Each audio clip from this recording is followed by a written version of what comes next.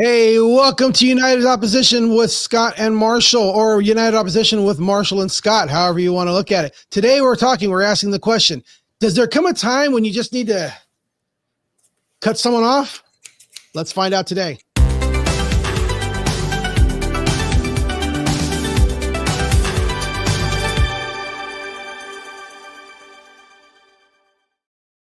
You ready to do battle, Scott? You ready to do battle? I think I'll win with your scissors. My samurai against your scissors. The pin is mightier than the sword. The pin is mightier. Okay, fine. There we go. We had to bring some visuals to tie into this. We're talking about cutting people off from your life. Does there come a time to do that? But before we talk about cutting people off, let's talk about including people like our sponsor, H2O. Freedom 2O is your H2O. This is Freedom Water, freedom2o.com. You want to get that? I got a bottle. Open up a new one today. This one says you can't deprogram freedom. But I do believe that the Soviets did figure out how to deprogram freedom, right?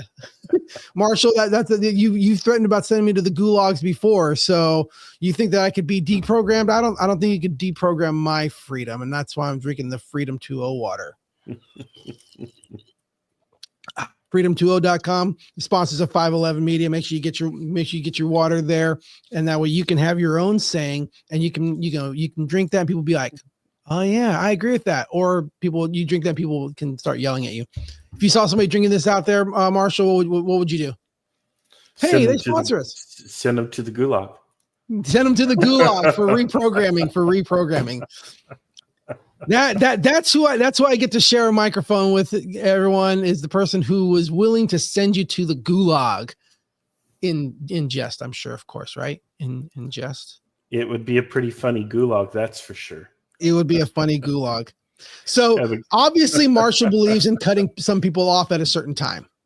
The surprising thing is, I just want to start the conversation. I think both Marshall and I agree that there is some point where you do need to cut people off from your life, that if they're toxic, if they're, for certain reasons that we're going to get into. I just think that I think my cutoff may be a little bit farther down the road than yours. I don't know. I had to double check, make sure I wasn't cut off from Marshall already for this podcast today.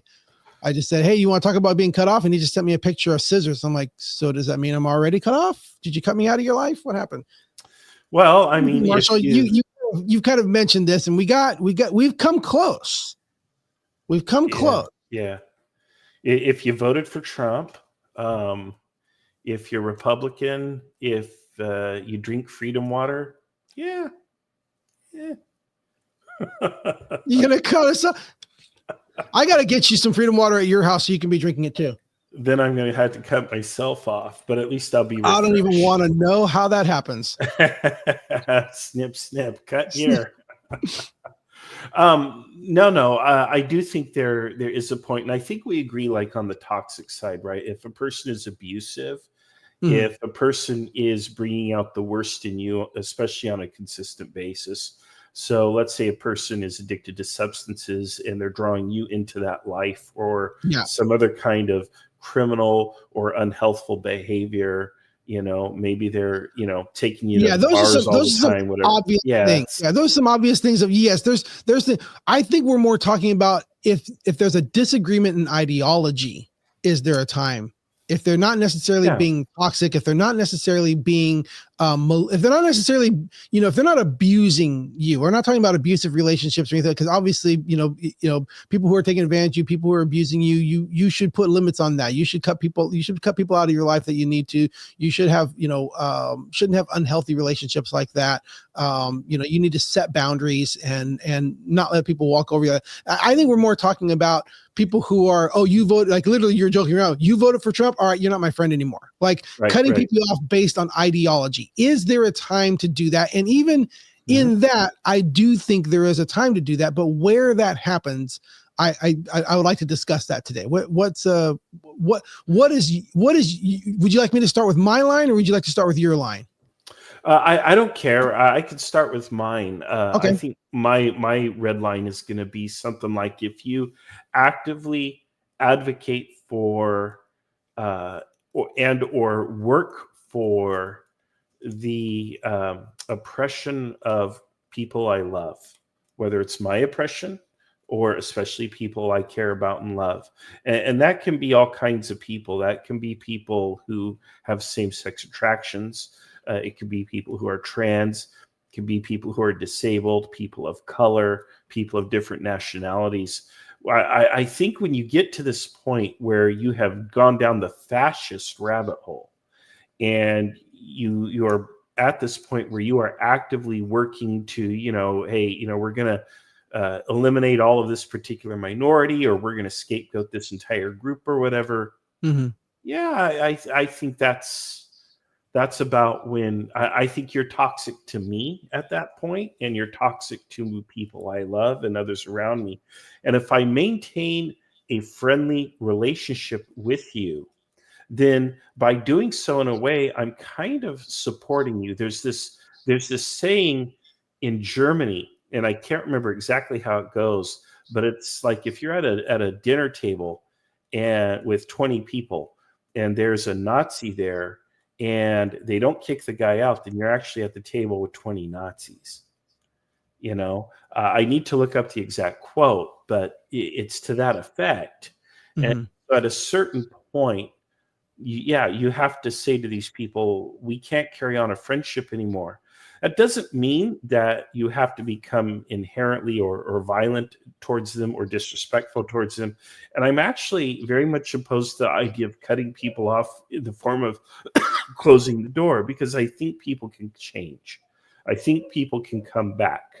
There might be a point beyond which they can come back, though, if they've actually done harm to other persons. Mm-hmm.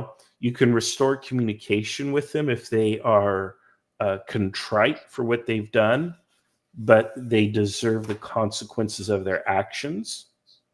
So, if a person does a heinous crime or a heinous act, they need to go through those consequences. They need to pay their debt to society. And once they have, then and that, that's the cool part about the Gulag, right? Because the Gulag wasn't always a death sentence. The point of the Gulag was re-education in many cases. And if people actually came out re-educated and they were aligned correctly, then they're allowed back into society. I actually don't favor re-education centers and gulags, by the way. Okay, I'm using it kind of humorously here. Well, I was more saying if someone is given a sentence and then they serve that sentence and then they're out and the sentence is done. That's what I was referring to. If they have reformed, if they've changed their ways, yes, they're welcome back at the table. You can be friends with them, whatever, no problem. Not just paid their dues, but they had to have changed. Yes, exactly. Okay. Exactly. So that's for me, that's the limit, Gotcha. And I get that. Who draws that line and how do you define that line? Like it still seems a bit ambiguous on your side. As far as someone's causing harm, what do they have to do? And maybe that'll be a follow-up question, because for me, and maybe I'll explain where my situation is, and we'll see if we're that far different. I don't feel like it's reasonable to cut somebody out of your life if they disagree with you ideologically. Mm-hmm. If they're just wrong. If someone's wrong, mm-hmm. I don't think it's good to cut them off, because there's an opportunity for that to speak to them. It's when they're malicious. So if someone, you know what I mean? Like, people are going to put this line of, well, Trump is obviously a racist and a fascist, so if you support Trump, I'm cutting you out of my life because you're a racist and a fascist. And it's like, well, no, because he doesn't claim to be that. And the person who's supporting him is a person saying, I don't believe that he is a racist or a fascist. And maybe they're wrong, but they're not saying, you know what, you're right. He is a racist and a fascist, but I still like him because I'm a racist and a fascist. I have malicious intent. I actually am a Nazi is what they say, or I actually am someone who actually says, yeah, I'm a racist, I don't care. Yeah, I'm a Nazi, I don't care. Yeah, I'm a fascist, I don't care. That person is showing malicious intent. But I think if the person disagrees with you, you're like, but how can you agree with that? That person is this. How can you agree with this position? If you want to murder babies if you're a Democrat, therefore it's like, no, I don't think that they want to do that. I think they are wrong about their stance, but I don't think they're malicious about their stance. And so I don't ever want to cut somebody out of my life because I think they're wrong. But I think it's good to then cut someone out of your life if they're malicious about it. If they're like, oh, I know this is bad and I know what it is. I do know and I agree with you that this is what it is, and I still want that. I still want to be part of that. Right. And that's where but I think it's very clear. I need the person to say, I know what it is to do this, and I'm still doing that. If they don't say that, if they're saying, no, right, I don't believe what you're saying about that person. I don't believe what you're saying about that position. And I don't believe that that's what I am. They could be wrong, but they're not malicious. And that's where I draw the line, that someone's allowed to be wrong, but if you're going to be malicious, then no. Right. It's kind of like the Christian understanding of the difference between venial and mortal sin. And it's more of a Catholic understanding, really. But in order for a sin to be mortal, in order for you to go to hell for committing a sin in particular, to lose your grace, your salvation, you have to knowingly and willingly choose to do something that is grave, which is to violate one of the 10 commandments, one of the commandments. And there's actually a lot of violations under those little 10 commandments. It covers a whole lot of stuff. Yeah, but if you knowingly and willingly choose to cross one of those boundaries that is established for your spiritual benefit and physical benefit often, and if you choose to cross one of those boundaries, then you're in that mortal realm. Now, I don't think that if you end a friendship or a relationship with someone, it also necessarily has to mean ending communication. There is, I think, an area where you can still communicate, even superficially, or even have meaningful dialogue like we're doing here, if it's respectful with the person who's like that. Because how else do you reach that person? How do you bring that person around to a salvation, which you can't do if you just stick them in a pit or dispose of them. But there are people who even that level of contact and connection is going to be toxic to everyone. And in that case, yes, you have to cut it off until they indicate to you that they are willing to come up to a certain level where they're not going to be toxic, But aside from that, you're not required to poison yourself in the name of friendship or saving another person. In fact, that's not really your job. You have a job to communicate and to reach out to people. And I think you have an obligation to help people who wish to be helped.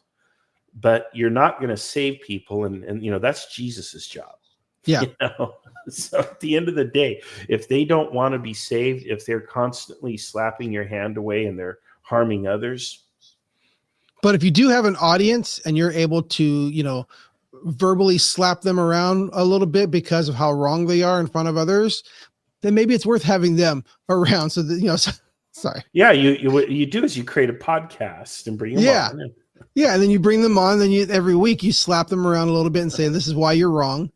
So the audience can, I defend, I block. I don't, you can't, if I go like that, see, I got him. See, he moves. See, he does that to me. He can't get me. I'll block it. Was it? Oh. All right. Never mind. Well, Drax from, nothing goes over my head. My reflexes are so fast. I would catch it. Yeah. No. Rocky. But it's interesting because, as a pastor myself, and you think about in the church world, what is that line? And I see the church swing like two different ways with that line. And I think both of them, there's a middle ground to be able to hit that. But at what point do you reject sin from being among the sheep? And at what point are you then no longer fulfilling the gospel message because you're saying everybody's sinners and they can't come in? It's like, is there a point? And I think there's a couple, do we cut people off? I think there's a couple places in the Bible that talk about it. Jesus himself talks about that in Matthew 18, and Paul writes about it in 1 Corinthians 5. And both of those are filled with moments of grace. Matthew 18, where Jesus said, if someone among you, and this is the key in both of these scriptures for Christians who might be watching this. In both of these scriptures, the key is both of them are talking about if there's someone among you, someone already a follower, someone already there in the flock, somebody already part of the church. They are in agreement and believe what you believe, but they are now in a point of sin. And Matthew 18 talks about you go to them one-on-one privately and say, hey, I'm your friend. And we talk about this. And if they don't receive that from you, you go and grab a couple witnesses and speak with them privately. Say, hey, we have all seen this. And if they still reject the correction, then it says you take it in front of the church. Like you take it to the leaders and the pastors.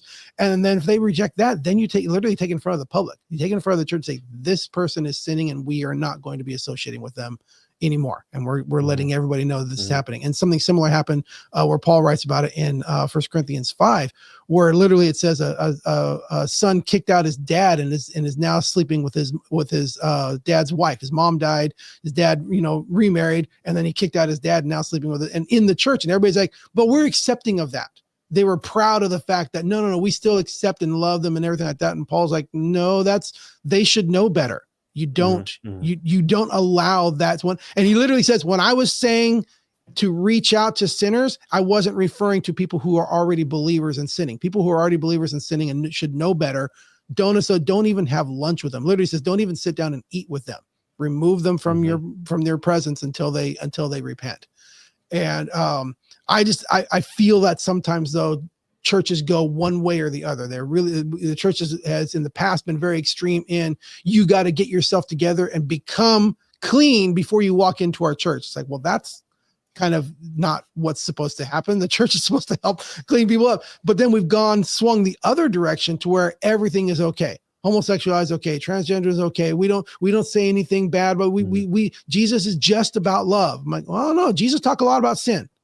It's like we got to make sure. And I've said this, and I may have mentioned this before here, but it's just this vision that I got that church is like a hospital. And we've talked about that before, that church is like a hospital. And you think of a hospital, if you're sick, anybody should come in. It's not like, hey, get well before you come into the hospital. Well, that doesn't make any sense. The hospital, anybody should be able to walk in. The church should have open doors to anybody to walk in who wants to get healed. Even if you're an anti-vaxxer. Yeah. Even if you don't believe in, a but you want medicine. healing. But you want healing. That the key is you're coming in because you want healing. You want to be healed. It doesn't matter what the sickness is. Come on in. We want to help you get healed.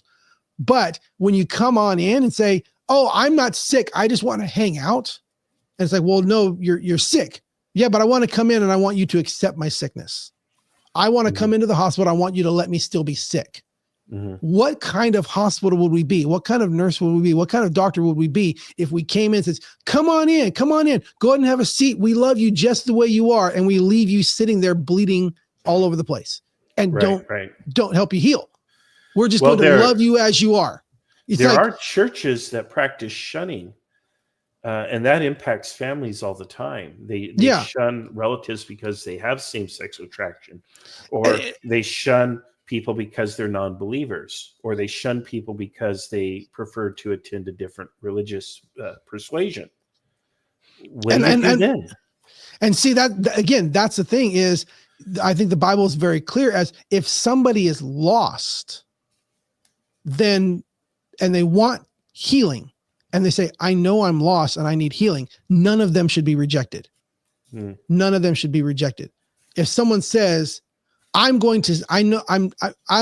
think I'm lost, but I don't think I need healing anymore. And it's okay. Well, you don't have to come into the church. You can live out there and that's fine. At any time, if you want to come in, at any time, if you want to learn how to be healed, we're open to it. But there's no reason for us inside the hospital to go out to you and shun you out there and say, what's wrong? Like that's a sinner and they're in their sin. Okay. Let them be in their sin. It's not up to us to go out there and shun people. What I'm talking about is people who want to come into the church and say the church should change its rules to accommodate me. Right. No, if you're going to come in here and bleed and you don't want to get healed, then I'm sorry, you need to step out so you don't infect everybody else around you. Like if it's literally like a hospital, if you're bleeding all over the place, what kind of malpractice is that if I just let you sit here in the waiting room and bleed all over the other patients? I don't help you. I don't serve you. I don't get you healing, but then I also let you infect everybody else. You got to sit outside. I'm sorry. If you don't want to be healed, we're not going to change our rules and we're not going to change who we are as people who bring healing, help God bring healing. You don't have to be in here. And that's where we need to draw that line. I think that comes back even into our lives of, if someone doesn't know better, then let's welcome them in. But if someone just wants to be like, I want you to change you for me in your life, then it's time to cut that person out, I think. Okay, then let me pitch a scenario to you. Sure. This is a little bit of a hard ball here.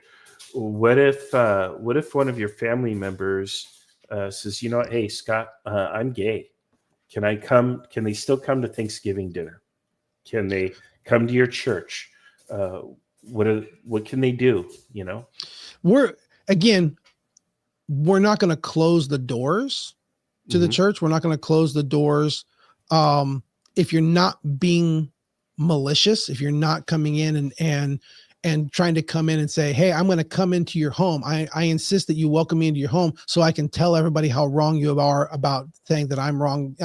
I'm not going to allow toxicity into my house in that way. If you're going to be loving and we're going to be a family, that's fine. If you're going to come into the church and be in there and not be a disturbance, I feel that there's a possibility that you can still, we're not going to change our teaching and you're going to be uncomfortable. But if you're okay being uncomfortable, we're going to keep walking up to you and trying to put a Band-Aid on you. And if you're like, you can refuse the Band-Aid, I guess, but we're not going to stop coming to you to try to heal you. We're not going to change our message. But if you're going to be disruptive, if you're going to be someone that says, stand up to it, or the other side of it is, if you once agreed, if you were with us and then you turned away, I think there's possibly a difference there.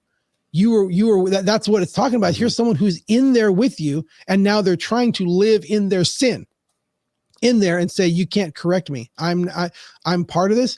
That's a part where I feel like it says you need to remove them. If they're saying, I don't have to change and you're supposed to change to accept me.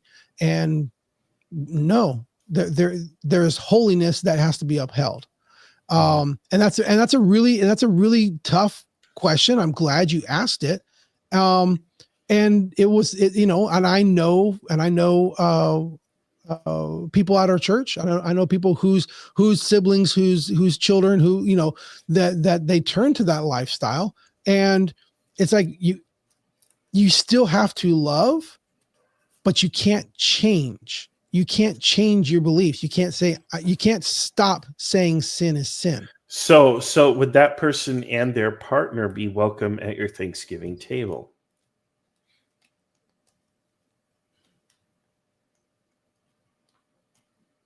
Again, I think I would like to say yes, and I would like to say no. I'm not real sure, because if there's toxicity, then no, because there are some what family members, if they're just coming and they're not gonna be political or religious or anything? They're there to eat and be a part of the family, them and their partner. Then I don't think it's a problem personally.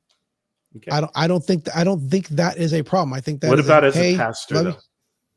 Well, no, I'm saying as a pastor, I don't think that's a problem. Them coming to the church, I don't think that's a problem. Them serving and being a leader in the church, I don't think can happen. Right. Because now we're saying and you are a representative. The church has its rules, that you can't be a leader of any kind or serve, because a person who is serving at the church is in one way being a leader, is being an example, is the church saying, this is a person that we want representing us as a person who does whatever service, even if they're out there directing cars in the parking lot or whatever like that, they are acting in a fashion that the church says, this is a person we agree that represents us. And I don't think that a church that's being biblical can let people who are openly standing in sin saying, I don't mind. I know I'm standing in sin, but I don't care. I don't think it's sin. And I think you should accept me. And in the family, I think outside of the church, I think there should be more grace. I think there should be, open, let the door be open so that the message can still come through and still love the person as a person who is lost. But you can't change what you're saying. You can't change who you are, and you can't change the water message. down The message is still, yeah. You're going to come in. We're still going to pray. We're still going to, we're still going to have these things. Sure. And if you're okay with being around that, then okay, then you're okay with being around that. But we're not going to change who we are. Yeah. Okay. One more hardball. Okay, give me a hardball. What if they wear Crocs? The feet just come off. The feet just come off. Everybody else leaves their shoes at the door. You leave your feet at the door. There you go. There you go. No matter how comfortable you say they are. Yeah. Sorry, we got to draw a line somewhere. Right? No, I understand. Hey, I'm letting you, I just want you to know there are family members who come over to my house and I let them bring their Android phone.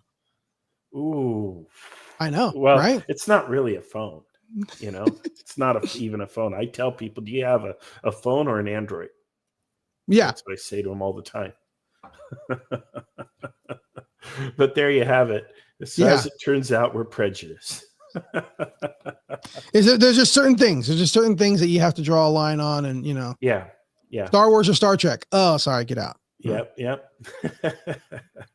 Well, I think love is the important thing, and if you have love and you're a loving person, you're always going to be welcome at my table, no matter what.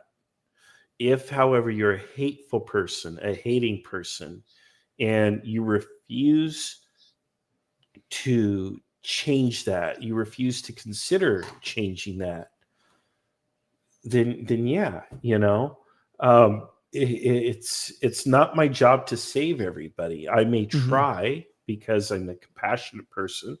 I want to save people, but at the end of the day, I've got to protect myself. So again, if you're toxic, if you're harmful, you're not a loving person, then yeah, I'm sorry, you're going to have to go. We can talk about it. Maybe I'm wrong. I'm open to that. There's also a time when no matter what, you have to take a break from some people.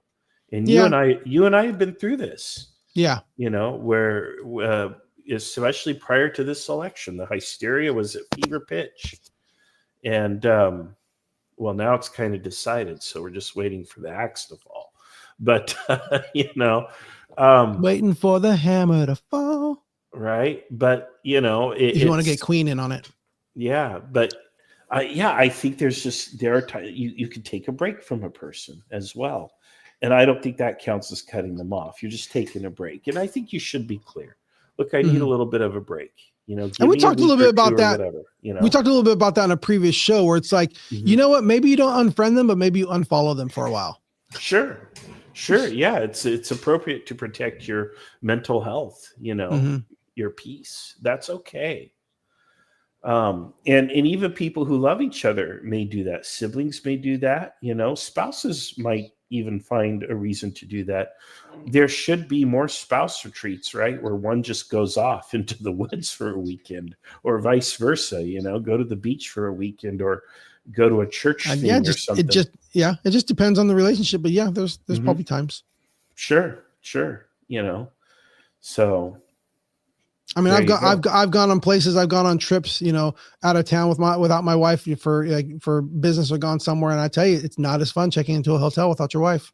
It's not nearly as fun. Yeah, no, it's not, because I've done it many times, you know.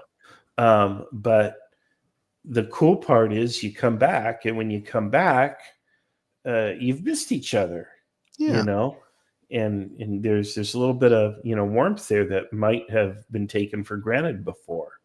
So, absence makes the heart grow fonder. So there's something to that.